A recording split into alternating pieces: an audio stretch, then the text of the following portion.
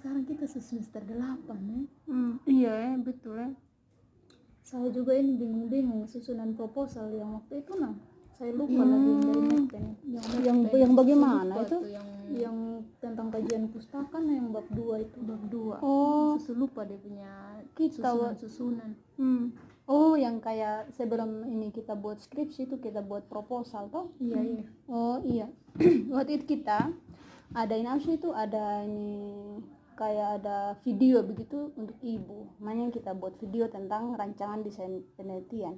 Tapi kita langsung di bab 2, begitu ibu suruh kita langsung di bab 2. Yang pertama kan kita sudah bahas tentang pendahuluan latar belakang, terus tujuan manfaatnya. Nah, sampai sudah pada bab 2 bagian 2 tinjauan pustaka begitu.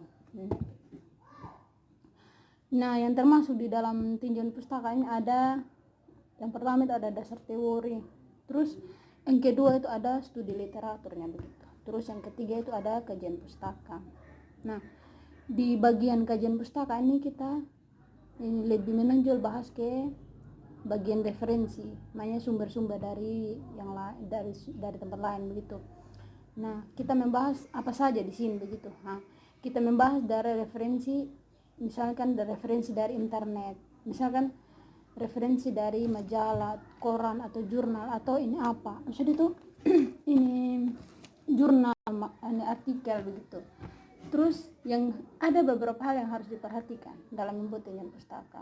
Nah, yang pertama itu kita harus sesuaikan dengan pokok bahasan. Pokok bahasan ini harus sesuai dengan penelitian yang kita ambil begitu. Penelitian yang kita teliti begitu misalnya di desa kita harus sesuai dengan pokok bahasan. Nah, misalkan pokok bahasannya tentang krisis ekonomi. Di bagian yang kedua ada subbab 2. Subbab 2 ini disusun secara khusus. Nah, misalnya kita harus fokus pada penelitian yang kita ambil.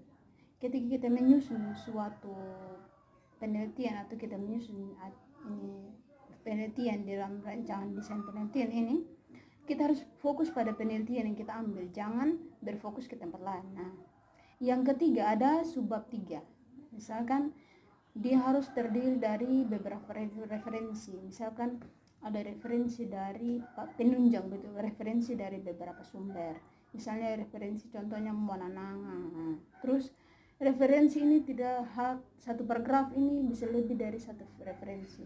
Misalnya referensi yang kita ambil dari orang lain itu harus lebih misalnya satu paragraf itu bisa lebih dari satu referensi. Misalnya kita buat satu paragraf itu misalnya ada beberapa peneliti dari beberapa sumber begitu. Nah, yang paling penting itu referensinya atau sumbernya harus tetap update, harus tetap kita lihat terus, cek terus. Nah, terus bagian yang keempat ada referensi. Referensi ini kita harus referensi yang kita ambil dari kalimat orang lain harus kita ubah ke bahasanya kita sendiri. Sudah tahu tuh kan ibu sering kayak kita teman-teman dong sudah dapat SPE yang lalu. Terus kita ubah isinya begitu.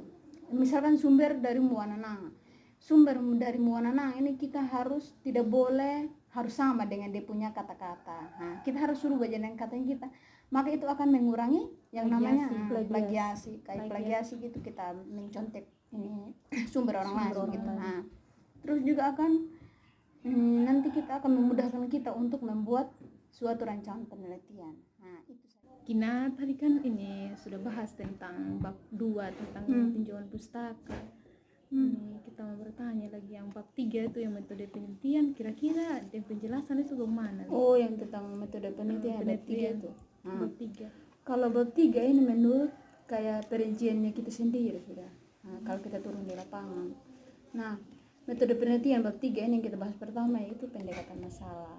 Nah, pendekatan masalah ini kayak kita lihat masalah di lapangan gitu. Misalnya di desa kita sendiri. Nah, dalam pendekatan masalah ini ada 2. Ada pendekatan masalah yuridis dengan pendekatan masalah empiris. Terus bagian kedua ini ada sumber dan jenis data. Sumber dan jenis data ini bisa dibagi menjadi 2 juga. Ada primer dan sekunder. Kalau primer itu sumber data yang diperoleh dari narasumber, dari langsung kita tatap muka langsung. gitu.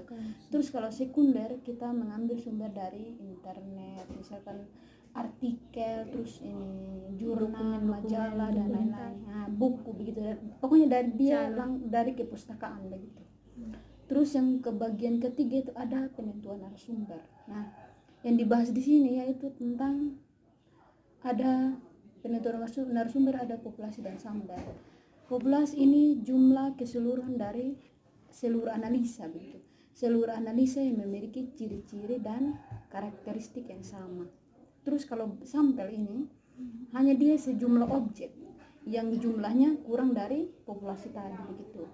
Terus bagian yang keempat, yang bagian D, yaitu prosedur pengumpulan dan pengolahan data. Ada dua juga, yaitu ada pengumpulan. Dari pengumpulan ini ada studi kepustakaan dengan studi lapangan. Terus pengolahannya itu ada seleksi data, terus ada klasifikasi data, dan yang ketiga itu ada sistematisasi data. Terus bagian E, bagian 5 yang terakhir adalah analisis data. Dari keseluruhan dari awal itu sampai akhir kita analisis sudah data. Nah, data yang diperoleh atau dianalisis ini melalui pendekatan kualitatif. Setelah itu kita akan menarik kesimpulan induktif. Nah, kesimpulan induktif ini kesimpulan khusus. Dia memaparkan hasil-hasil penelitian berdasarkan kenyataan. Terus nanti terakhir ada kesimpulan umum. Dari keseluruhan tadi itu dari bab 1, bab 2 sampai bab 3, kita keseluruhan sudah. Kesimpulan Simpulkan dari simpulkan dari awal sudah simpulkan, sudah itu umum, sudah simpulkan semua sudah begitu.